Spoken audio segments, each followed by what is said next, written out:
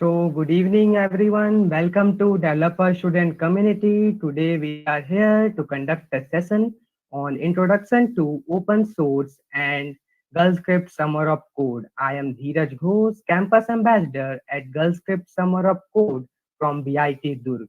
And we have with us Miss Priyanshi Sharma, ma'am. All of you are instructed to keep your mics off throughout the session. Put all your queries in the chat box. All your queries will be answered at the end of the session. Now, I would like to call Ms. Priyanshi Sharma ma'am for giving her introduction and carrying the session further. Yes, please, ma'am. Thank you, Dheeraj. So I hope I'm audible and visible, and I'm also sharing my screen. It should come up in a while. Yes, ma'am. Yes. All right. Thank you. So thank you so much, everyone, for coming. I'm myself, Priyanshi Sharma. And before I start, I also want to thank Dheeraj for inviting me, putting everything in place, and also thank Karthike for putting my name there. So, myself, Priyanshi Sharma, I am an incoming SW intern at Google, and I'm also a web developer at GirlScriptSummer of Code 2021. So, I hope I am part of the organizing team, so I hope if some of you join, we build like a good experience for you guys. And I had a good experience at Girls of Summer of Code 2020. I was part of the extended program, and I was also a top contributor there. And I've also interned at Open Genius Foundation, which is also an open source nonprofit organization. So that is why I am here to maybe help you guys. Do the same, do something similar, go further beyond, but at least get started. So, and so that we just so that we're on the same page, and start with the agenda. So first, I'll give a brief about open source, then Git and GitHub, which is required for you to interact with open source. Hopefully, getting you started with some contributions and ending with your questions and GirlScript Summer of Code. If you guys have any doubts, put it in the chat box. And also, as Dheeraj already mentioned that, and also if you feel I'm going too fast or too slow, then please let me know. So getting to the point. So what is open source? So as open source, the name suggests, open source, you literally have the source code to the software. So it sounds, at the first go, like when the first time I heard about open source, I didn't believe it. I was like, why would anybody give you the source code? But if you actually see the practical implementation in the world of open source, it is beyond what anyone would expect in the first time you listen. So I have a few examples over here. Also, the third, all of us must have heard about Mozilla Firefox, especially if you're a developer. And there's the third largest market share after Chrome and Safari. That Mozilla Firefox is open source. Even Chrome, I think, is open source, but Mozilla is not. But anyway, so yeah. Similarly, PHP is open source, and it has like more than 80% of the websites on the web are made on PHP. Python, the most wanted programming language, I'm sure most of you have heard of that as well, is also open source. Even the compilers for C++, GNU compilers are open source. And so, there is a wide array of open source stuff in the world, and it really impacts our lives. As I say, 80% of the websites, the web browser I'm using, Linux, an operating system itself is open source. And it the just imagine if you had to like pay for all of these stuff, like you had to pay to use C++ or pay to use Python. I mean, I don't think I would have known Python, C++, and Java, all three of them, if I had to pay separately for all three of them. But learning all three of them really expands your brain. And similarly, like that, the kind of products which we have access to, the kind of learning which we have access to, wouldn't have happened if open source didn't exist. And which is why this community is really important for the growth of the entire community, the entire world, because the kind of impact software is having now. And being from a technical background like us, I'm expecting most of you would be from the IIT-Durg or any engineering college. So the best part from being a technical background is that you can actually contribute to building it. and like why should you have to want to build it, and how much can you build it. So I have this example over here, which is the Ubuntu family tree. So Ubuntu is a Linux distribution which is open source, and over time, as people have access to the source code, over time they like tweak the code here and there to make it more appropriate for their personal usage. So as you can see, all these branches which are going on, all of these are different distributions of Ubuntu, and it just goes on and on, as you can see. And this is just till 2011. So that is the kind of variety you can have if you have like the entire source. And why should you be contributing even if you don't? You maybe you're like happy with your Linux and everything. You don't want to actually build something new for yourself, but still there is so much to contribute to in open source. It, of course, first thing is it builds your technical skills, because you are working on a code base used by people. So you must be technically sound. And even if you're not technically sound, you understand and you learn in order to contribute. And it definitely enhances your technical skills, just like you work in any other technical project. But over here, you're not working alone. You're working with so many talented people. There is a most projects will have a maintainer, and you network with other talented people with a similar mindset. So that is why it really helps in networking. Of course, you're not working alone. You're working in a code base which might as well be written by 1,000 people before. So that kind of collaboration, that kind of a teamwork, and making a project which has some real purpose, it's some use, because it is out there and it is there for a purpose. Contributing like that is something which you really aspire to. And the fact that by open source, as a developer, you have access to these code bases which you won't normally have. Like if there was no open source, then you would need to be in like this, maybe you need to be in a fancy company and you need to prove your worth over there in order to be able to get your hands on it. And over here, you have the code. You can just give it a shot. And it's not like if you'll do something wrong, they won't merge it if you do something wrong. Just you can give it a shot and you'll be fine. So, and if you do great, then that's such a wonderful example of you being awesome, right? So, now that we're ready with building, why, how to build? So the most popular tool I think is GitHub. For this, I myself have like a GitHub account, and Git is the most popular tool to actually enable collaboration. Git and GitHub is something people do get confused a lot, mix up a lot, but Git and GitHub are pretty different. Git, as I've written over here, Git is a version control system, a tool to manage your source code history, whereas GitHub is a hosting service for Git repositories. Now, what does it mean? Starting with Git. Now, in like as I told, that in the code base, there might be like hundreds and thousands of people contributing, even if it's like 3, 4 people contributing to the same code. Not everyone will keep track of every single part of the code. At the same time, because you keep on adding and removing features, it is important to understand which feature was added when, and due to which we call it a commit when we change stuff. So which change was done by, and what change did that bring, because when it's in old repositories, you can't keep track of how things happened and you don't want to lose track of the project altogether. So Git helps with that. As it says, it's a version control system. So you have like checkpoint to every version. It takes like a snapshot when some changes happens, and it stores that. So it has like a snapshot of every single point, every single version of your code. So that is why it's version control system, to manage your source code history. And GitHub, on the other hand, is a hosting service for your Git repositories, where you can put your repository out there for everyone.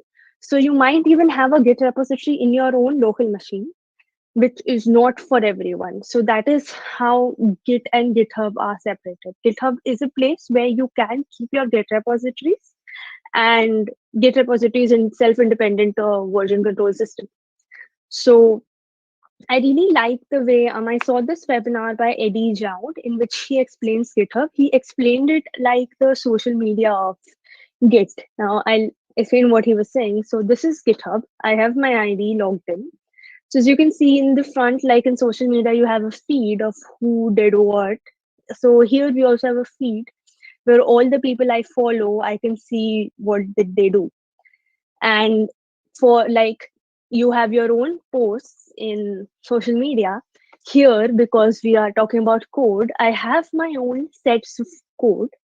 Each set, each folder of code is known as a repository. So I have, say, this particular section of code which I just clicked on. It has all my folders and code files, as you can see. This is a repository. Similarly, in your profile, like I was showing my feed earlier, which had like activity by the people of the people I follow. Similarly, you can follow people. If I like someone else's project, for example, this one, so I can like I have it already starred, but like starring, just like you like on like a social media, like starring is a way of appreciation, and fork is like sharing, putting your own copy of the same. I will go more about fork and watch, as I'm like watching this repository already, like watch email notifications or other notifications of what happened in the repository.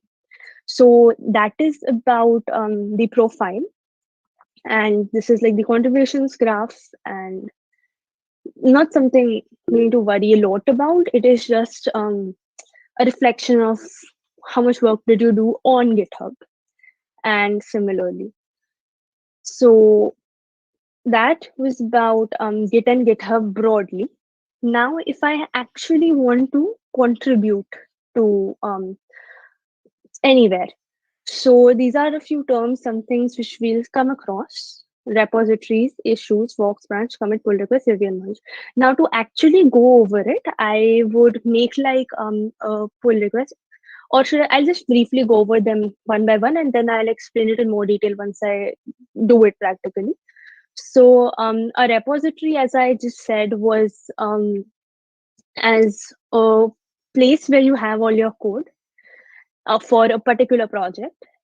Issue is any question, any bug, anything which needs to be highlighted, which needs to be told that about this, which I think issue would be better explained when I open it. But issue for now, I'll just tell it then only. Fork is creating your own copy of the code.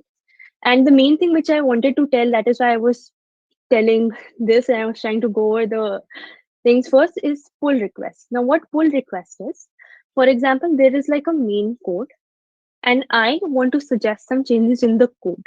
That is how we actually contribute. That you have a code base and I tell that I want to do these changes to your code. So I will make a copy of your code, of that code. I'll do the changes in my copy, and then I'll tell you, please pull these changes. So I'm requesting you to pull changes in the main repository from my copy of your repository. So that is a pull request. Now I'll demonstrate a pull request, and there we'll come across most of these terms. So for example, I'll demonstrate a very simple pull request. I'm making a pull request to say this repository, this is a friend's repository, and say I want to add my like GitHub URL over here. Like this is like a readme.md, a markdown file. It's a text file which introduces you to a repository.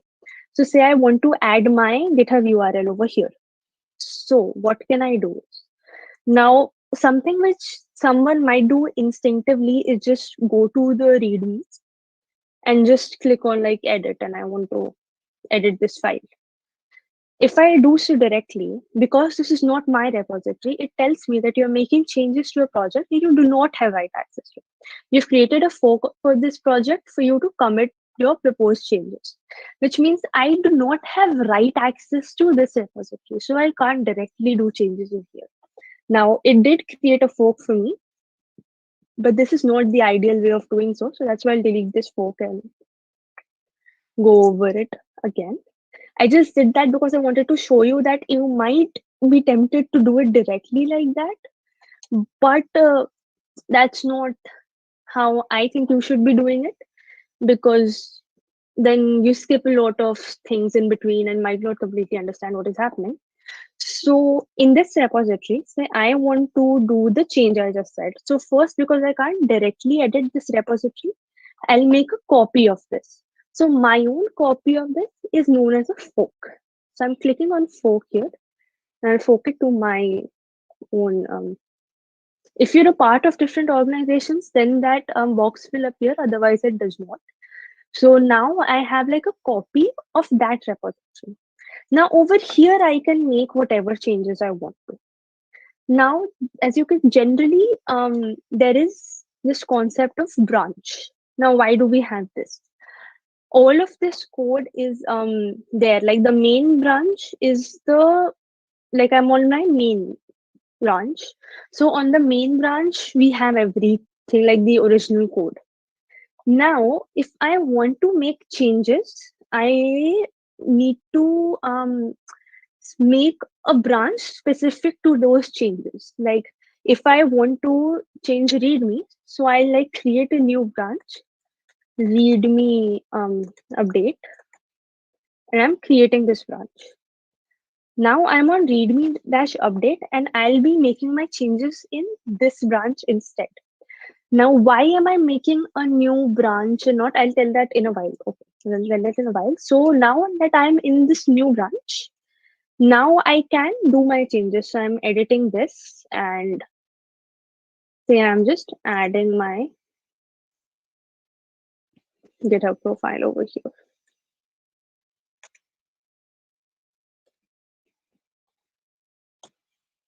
And I can see the preview if it's all good. And it's not good. I messed up the brackets a little bit. So it's the other way around.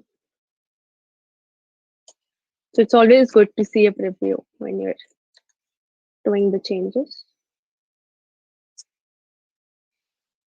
So now I have like added a link and it tells me deleted this and I added this. And now I need to commit this change. Like I clicked on the edit and now I need to, why is it so like commit? It literally means commit because as I earlier said, in version control, it takes note of every single version of the code. It has gone through every single change that I've done. So that is why every change I do, it remains there. It doesn't go away. So if I'm really changing something, I really need to, commit to the change. So that is why when I make a change, I need to commit it. Now, while committing it, it's you should not put like generic commit messages like update readme or mail changes or like you should your commit message should give an idea of what did you do in that. Why is that? Because as I said, it is taking note of every single commit. So now if I just see like a commit named minor fixes, I don't like, okay, minor fixes is still fine because it's minor. But say if I just say made changes, so it doesn't, it is vague in the sense that that commit doesn't reflect any work in that situation. So I don't exactly know what is happening. So that is why you should not be blindly committing, but there should be some good message to that commit. For example, I'm committing this change. I'll show that in a bigger repository how that creates a problem. So in this commit message, I'll just write update GitHub URL. And this is a compulsory writing a commit message. But this description, if your commit message is going too long, you can add a description to it. I won't be doing that in this way, or I'll just do that just for the purposes of demonstration. I'll just write Priyanshi's username here. In certain situation, you might not require it. You can just have Priyanshi over here, but I just did that so that we can see where this message goes. So I'm committing the changes. And you can see these three dots over here, you see when I click it, the extended description comes up. That was where the extended description goes. And I have committed this in this branch. Now, why did I make a new branch? Say, I want to do a different change. So I want to add a different feature and I also want that to be pulled in the main branch. So, okay, wait, sorry. I'll make a pull request first. Say I compare and pull request. This comes up automatically if I update it. So now if I make a pull request, I can see what change was there in this pull request and I can say I updated Priyanshi's GitHub URL, and I'll add a description like it is on nice idea to redirect the readme, redirect to our work in the readme. Just an explanation, a screenshot, or anything that is relevant. And add these. What these will do, they actually give it like a code appearance. So because it's a file name, it looks nice if it has that thing. And now after this, if I create a pull request, and it's done. I have created a pull request. I can't merge it because I do not have write access to it. But if she wants, she can merge it, and this will be then a part of her repository. Now, why did I make a separate branch? It's just from README update, because now if I want to make some other change in this repository, and if I had made it this change directly in the main branch, then if to make a new branch, then if I make a new branch, it will carry the change of this branch as well. What do I mean? Say, say that I make another commit in this branch, or if I make like another pull request, like in this pull request, I'm sorry for the confusion. So like in this pull request, it has like the file changes for this particular update. Now I don't want these file changes to transfer to another pull request. So that is why in order to be able to make unique pull requests, I need to make that from unique branches. If I make it from only one branch instead of the different branches, what will happen is all of the changes will come in all of the branches, and that will just defeat modularity. So that is why making a new branch. Now, if I want to, this is a personal project, very small project.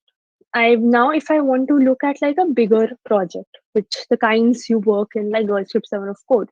So this is the repository I contributed to in GirlScriptSummer of Code. It's called Feminist Bible. So now if you're like coming to a new repository to contribute, the first thing you do is you read the README of the repository to have an idea of what is it about. And if you actually choose to contribute, make sure you read the contributing guide and the code of conduct, so that your work should not breach the code of conduct, of course.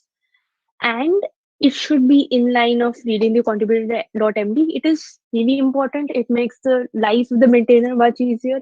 Otherwise, they might not be able to review your code if you're not contributing according to this instructions. And they're really easy instructions, honestly. Like this has like all the instructions to actually be able to use it and to replicate what has already been done, so that you don't have to do extra work. And that is how you contribute. Now, if I am here to a new code base, now I know how to contribute, like the rules of contributing, but what contributions are required. That is where you go to the issues section. Issues section can be some changes that are required, some bugs which are already there, anything which needs to be done in the repository. It's a good idea to make an issue for this thing. So for example, I see any issue, say this issue, and I see this issue and I feel like I can do it. So I can either say this, or it's like more polite to say, would I like to work on this? Like, can you assign me this issue? I had already discussed with the maintainer, so I directly wrote it like this. So, and then you can create a pull request which fixes the things written in this issue. For example, this one which I had created. So now when you are actually fixing an issue, you need to write fixes with hash the issue number as I've written over here. What this does is it links the issue over here. GitHub automatically does that for you. So now this particular pull request should be made the way I explained earlier, like fork and then make the changes, commit the changes. And you can see the commits I made after creating the branch from here. So this is something and once you make a pull request to a repository, it might not be merged in the first go. Like I made this commit and I made this pull request and I explained all my work, added some screenshots of my work. Highly recommended if you have anything which can have screenshots, which can have testing, you almost must add it and any concerns you have. And then like there is a review over here. He suggested some changes, requested changes. And then I did change those changes and I'm yet to, I think, and then he will be telling me what needs to be done next. So that discussion goes on, you do the changes. So those changes which you do in a pull request, you just directly do it in the branch you were working, and they will automatically get reflected here. And so that is also another reason to have a separate branch for every pull request. It also enables you to be able to make multiple pull requests, as I already said, because every pull request refers to the changes which can be seen from that branch. And similarly, sometimes it just gets merged either. So like these purple ones are like merged ones. So you just add the same way and you merged. And once it's merged, you can safely delete the branch you were working with. Of course, you won't be able to do that as well if you were directly doing it from the main. So you should be keep your work clean and make a separate branch, and then you can also delete the branch once it's done, as I just deleted mine. So this is mostly it. Another example of issues would be if you're like come across like a new repository. Say I came across this repository a while ago. So I didn't understand what data set they were using. So I just directly opened an issue that I understood this, and I think you should be providing a little more information about the model itself. And then she replied to me and then I got it and then I closed the show. So that is also, good conversation platform, networking platform. And also if you feel like there is a problem in somewhere, you can just directly open a pull request like I did over here. You change the URL and I replaced it. I added the screenshots of what I'm doing and she merged it. So that is a healthier way. And of course, if it is your first time contributing to anyone, as I think I missed on telling this, I did tell you to read the contributing and duplicating and reading the README. But if you're actually looking for issues, it can be really daunting to see the entire code base at once. So what you can do instead is there is this label called good first issue. It's in almost every GitHub repository. So say I come across a repository and I want to contribute, and if it's the first time I'm contributing, good first issues are only open to first time contributors. So it's the first time I'm contributing to this repository, I can go to this label and search for good first issues. And these are the good first issues. They automatically come up.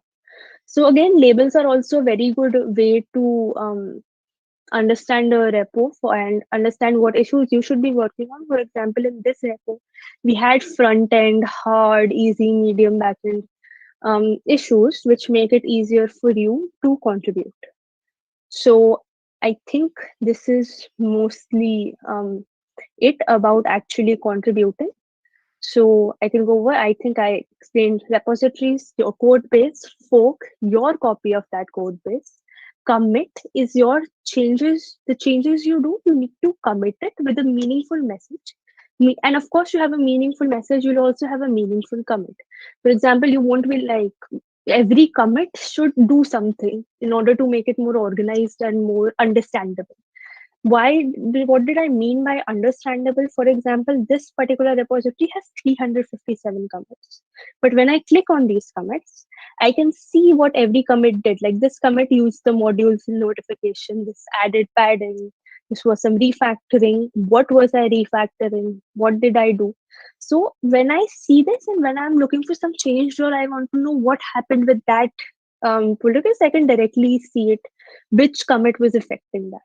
So this is why you should have like a good commit message.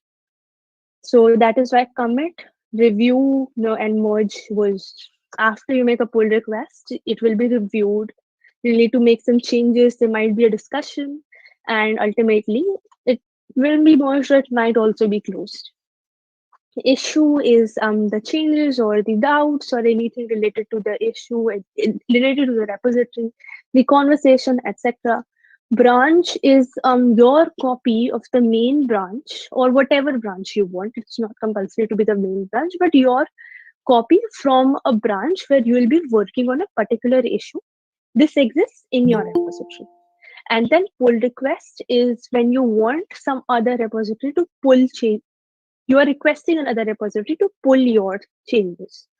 This might be a lot to digest at once, and I understand that. GitHub is also not popular for being very beginner friendly, but I hope that you have, that love for open source might have come up, and the opportunities it presents, and you would really like to grab them. Just go with this at last. So this is like a master branch, the one which is the final, the main code. And then if I want to create a feature, give a feature in it, so I can create a feature branch from the master branch. Master branch is main branch itself. Like it used to be called master, but then GitHub changed it to main. So, and then I commit the changes I want to, make a pull request. There might be some discussion on my changes and maybe more changes to the changes. And eventually it should be merged. So that was it for this part of the session of doing open source and understanding open source. I hope you would understand and liked it. If you, yeah, and if you are really interested in this, I think GirlScripts are coming up, about which Dheeraj would explain you guys, since he's the campus ambassador of GirlScript Summer of Code. So Dheeraj, are you there?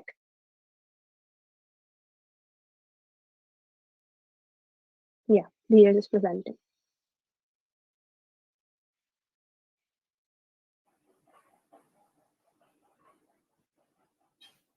Yes, ma'am. I'm audible and visible both, I think.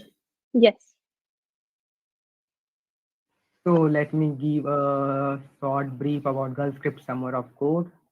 The GirlScript Summer of Code is a 3 month long open source program in which the participants contribute to different projects under the guidance of mentors. Top participants also get some exciting goodies and opportunities. Basically, GirlScript Summer of Code is for beginners only. Like if you are a beginner in open source, intermediate open source, or expert in open source, anyone can contribute. Like ma'am already said that there are good first issues session contributions. For registrations, there are two ways for registrations, like registering as a participant or a mentor. For mentors, it is for those who are expert in open source, like they have also already taken part in this type of programs earlier and contributed to open source. But for participants, it's like it is already written here that would give you a taste of contributing in long open source projects. If I show you the participant application, so these are the goodies you can see. These are the goodies provided to the top contributors in GirlScript Summer of Code, the prizes and awards.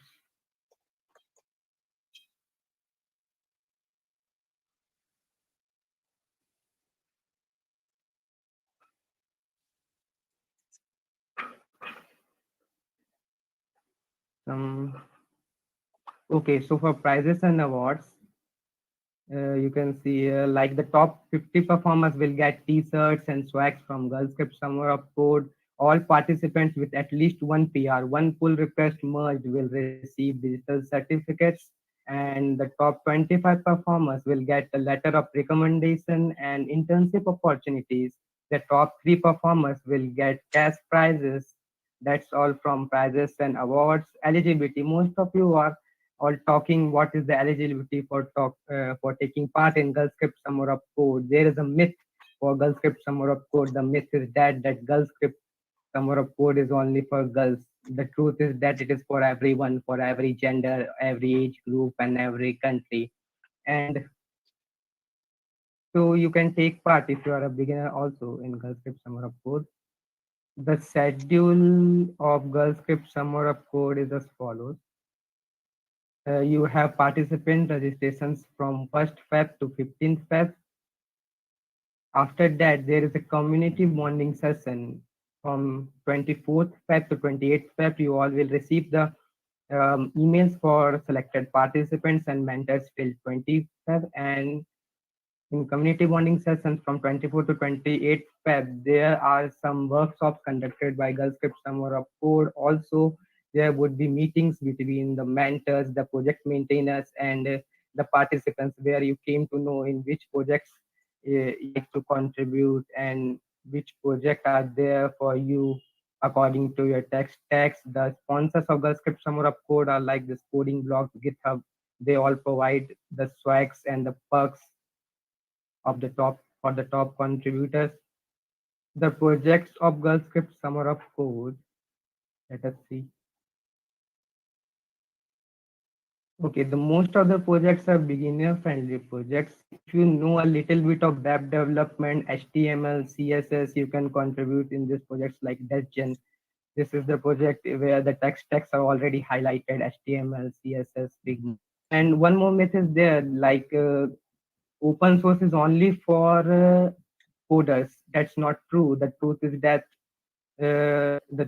that open source is also for UI UX designers. Like for DesGen, the text is written as Figma, Adobe XD, Illustrator, Primer, Anima. So if you are a designer, you can also contribute to open source.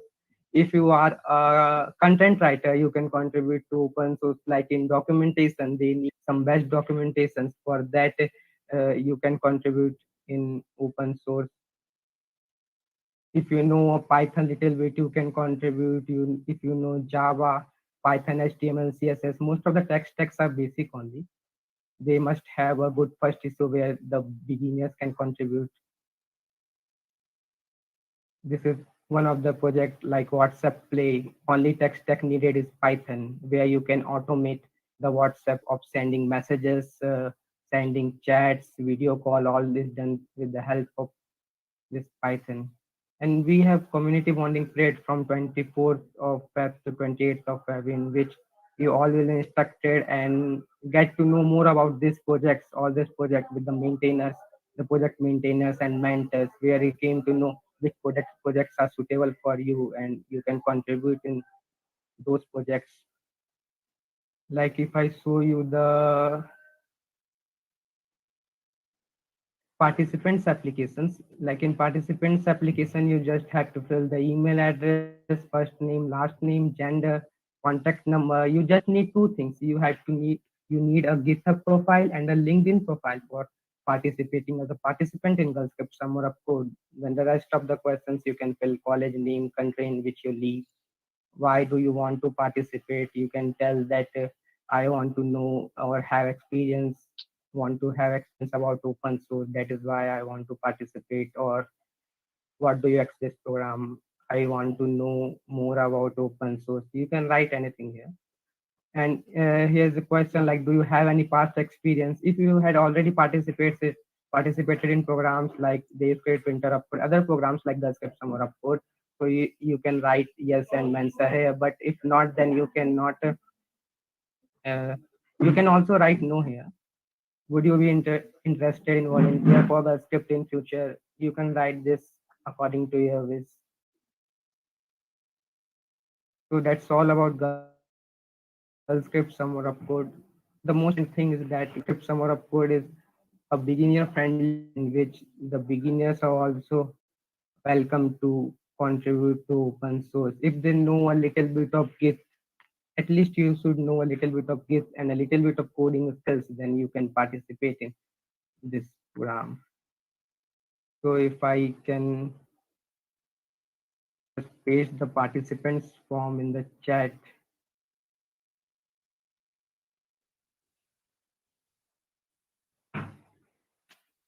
You all can fill this now and participate in GirlScript Summer of Code.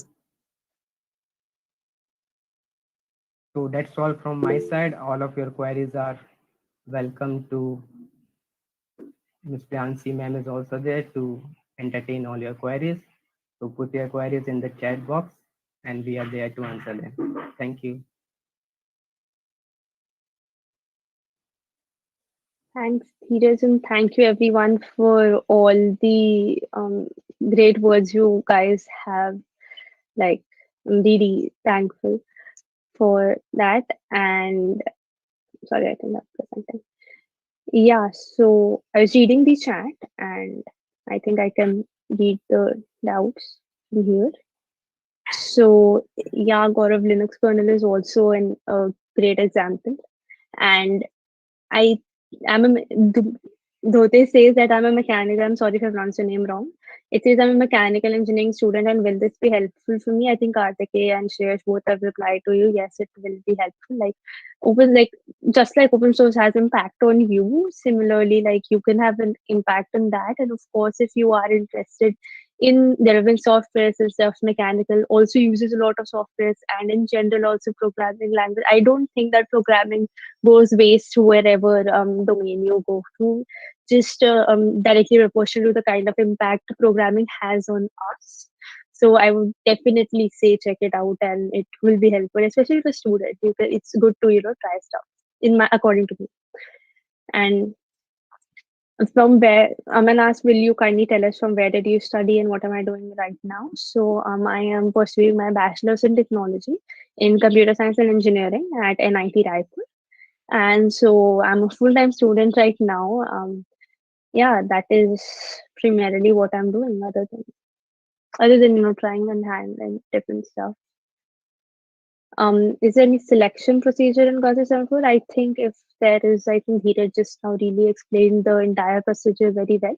I think the organization applications have been closed. I'm not sure.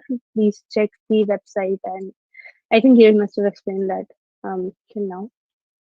And yeah, I did saw the message of Eddie, and I'm really, really thankful. That's what. Yeah, I do not have one right now, but let's see. And how are the assigned projects in GirlScript Code? It is according to your preference and the tech stack you're comfortable with. Um, I participated in GirlScript Summer of Code Extended. It is a little different from GirlScript Summer of Code, not the regular one, which is coming up. So in that particular session, they gave us all the projects, and then we were able to choose according to our liking and our tech stack, and they were divided accordingly. And welcome to it. And can a person who just a beginner in open source and did no contributions in Git can be a part of GitHub Summer Code? I think definitely yes. GitHub Summer Code is pretty beginner friendly in comparison, and I mean not any direct comparison, but like I did find it pretty beginner friendly. And if yeah, you can definitely fill the form and see how it goes. But I think it's fine. If you're willing to contribute and learn, then you never too late, and it is a good opportunity. And thank you so much, Hitesh, Karthikeya, everyone. Pulkit, I don't think there is any minimum age for it, and neither for contributing to open source, and I don't think it's for GirlScript Support either. So yeah, number of times we can contribute in GirlScript Summer of Code.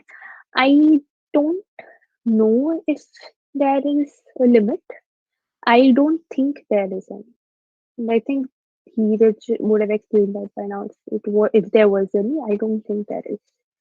Yeah, and for open source, of course, there is no limit. Thank you so much, Pulkit, Tej, Karthikeya, Pulkit. Thanks a lot. How to select a project preference project in GirlScript Code? I don't think they have asked for it right now. They will ask for it if you select it. And I think Dheeraj explained the rules very well. After getting in, I don't think you're recommended to contribute to more than one project, but you probably can. I'm not sure, but I don't think you will be allowed to do it in more than one project. The project will be decided according to your preference and the availability and the tech stack. And yeah, thank you so much, everyone. I'm just a beginner, 12 pass out only, no CPK. Of course, you can. The main requirement I think is that you should be able to use version control in order to be actually able to send your pull request, which I hope you must have had a good idea by now. And other than that, there is no as such requirements for being in open source. If you feel you want to add something to some repository, feel free to do so. You can, yes. I don't know where to start. Right now, I think you're comfortable with Git and GitHub, and next step for now would be to look for like repositories which you can contribute to. I don't have like exhaustive list right now for C++, but I think if you search and if there are things, I think good content on YouTube, etc. YouTube as well to guide you about what repositories you can contribute to. Is there any shortlisting for participants? On what basis shortlisting can be done? Can fourth year I think fourth year students can, and I think the shortlisting would be done on the basis of the details you fill in the form. And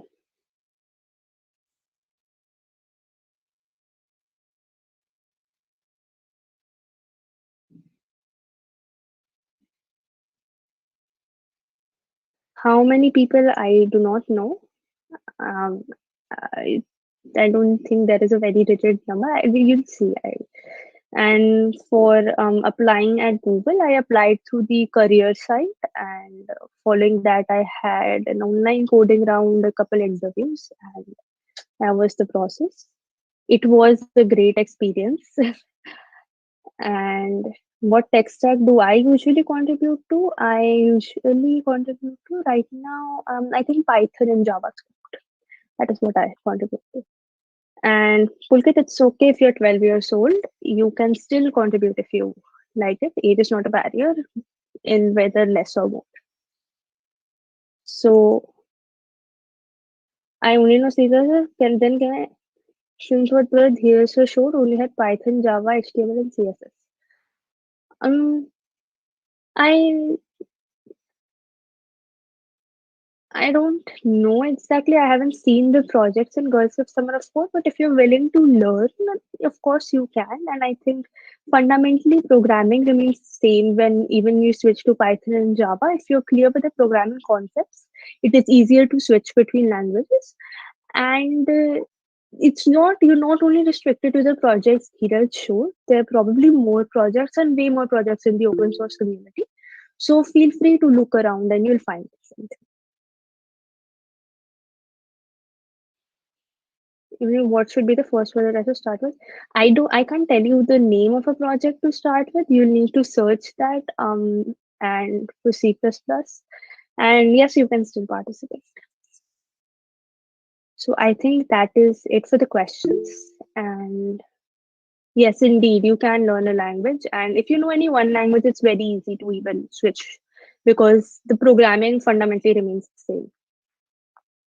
And I think that's it. That's Is everything good, Thira? Just should we, you know? Yes. So let me take some of the questions for GirlScript Summer of Code as they Sure, are talking about. sure. Okay. So they are telling that is there just a beginning open source did Git be a part of GirlScript Summer of Code? Some of them are asking, is there a criteria for participating, the participant in GirlScript Summer of Code, on what basis they are shortlisted? Actually, you just fill the form for the participants. The selection criteria is basically for the mentors because they have to see who are mentoring the session. And for the participants, you just fill the participant form nicely by giving your GitHub and LinkedIn ID. You mostly they select all the participants who fill the participation form as a participant. So that's for Girl Script Summer of Code. And the rules of Girl Script Summer of Code 2021: can you contribute to more than one project? If not, then we'll decide. The community bonding session is for that only. Abhinav, from 24th to 28th, you will get to know what are the rules and how you can contribute in one project or more than one project. Actually, the community bonding session is for that only, where you can get to interact with the project maintainers, the mentors. They will tell you which project is better for you and more likely according to your tech stack, so you can contribute in it, contribute in open source. So is there any sort listing? Yes, as I already said, mostly there are not any sort listing for the participants if you fill the participation form. as a participant you got selected? If yes, on what basis or can fourth year yes, the fourth year student can participate in this program. Not only the college students, the students who are also passed out from the college can participate in GirlScript Summer of Code. Where to start exactly? If I know C++ only, I just shown you some of the projects like as ma'am already said for the Python and Java, but you can go to the site of GirlScript Summer of Code and see what are the projects are there. There must be some C++ projects also for game engines or like that. You can contribute to them also. Just participate and start Python. I think Python is not a very big deal to.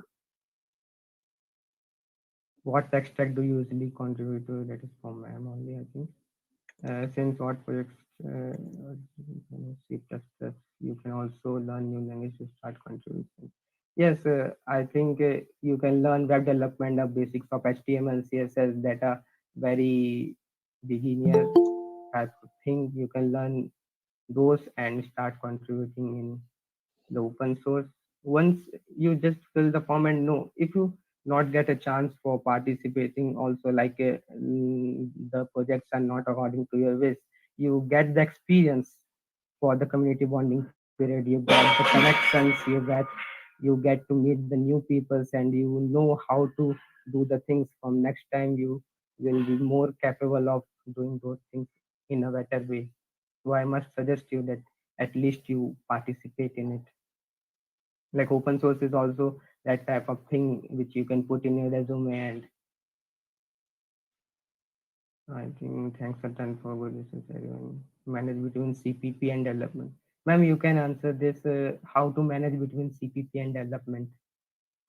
Uh, um, there is no like fixed way to manage it. It really depends person to person. What I do is I like dedicate my time, and like I know how much time I'm dedicating where, so I don't get blown away by any one of them. So that is something you can try. Other than that, it's really different things work for different people. Dedicate a day to this, dedicate a day to that, dedicate some hours, however it works for you. And ma'am, there is one more question that please tell what is the roadmap that we should follow in our initial years of college. Roadmap to follow where? In Initial our initial, college. yes, initial years of college. That is a good question. I can talk about my initial years. So like in my first year, I was, did that. Raipur was a totally new place for me, so most of my time went getting to know about the place, the city, the people. And after that, I started exploring development and things. So there is no such something specific you should do in your initial years. I think right now, because if you're in your initial years, you're most probably at home. So just don't waste your time. Dedicate the time in practicing and learning, and you will get so that you'll also have more time to have fun in college. I think like college is also for having fun. Just don't get carried away. That's what I would say. And I would suggest just explore the things. The more you explore, the more you get to know what is there around the world, and you get to choose from the next year. After exploring, you know what is Mm. better for you and what goes according to your wish. So you can Yeah, definitely. You then should. choose your path. Yeah, like Yeah. you would know how it is only once you try. Okay, so I think that's all from the questions. Can you tell us uh, about your experience of Google interview? I think Yeah, that. I think I just we touched upon it earlier. Okay. So let us see. Let me see if there are some questions in YouTube live. Then we would end the session. Sure.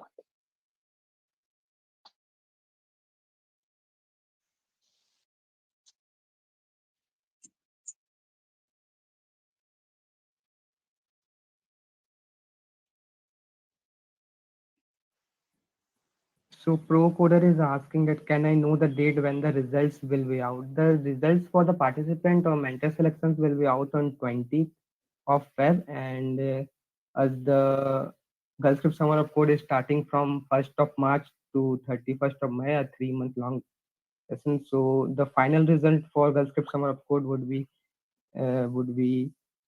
told in the first week of June, I think. Ma'am, some of them are asking about shout out in the YouTube live. If you can give the shout out, it will be better. I mean, you can give the shout outs if you want to. No, I am not that much. They're asking for you to give a shout out. Ah, it's all right.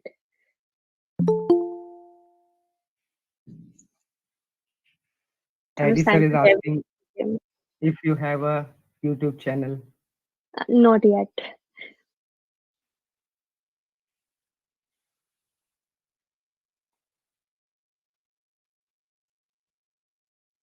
Okay, so collab first, code second.